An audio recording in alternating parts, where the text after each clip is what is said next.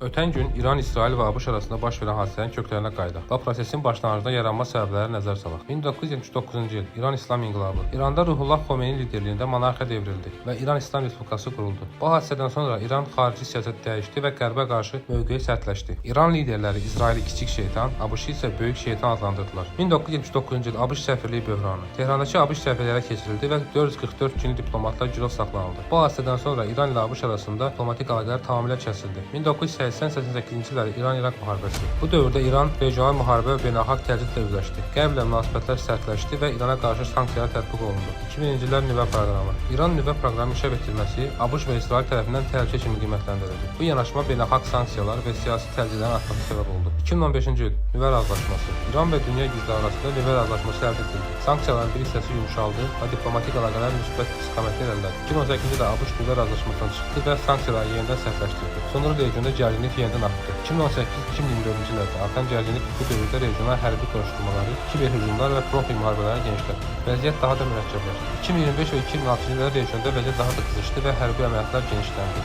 28 fevral 2026-cı il tarixində ABŞ və İsrail birgə hərbi əməliyyat nəticəsində İran ali dini lideri Ayətullah Xomeyni rəsmi olaraq ölmüş hesab edildi. İran dövlət mediası və hakimiyyət orqanları bu xəbəri təsdiqlədi və 40 günlük matəm elan edildi. Yaxın Şərqdə və dünyada baş verən ən son tarixi hadisələri izləmək üçün kanala abunə olun.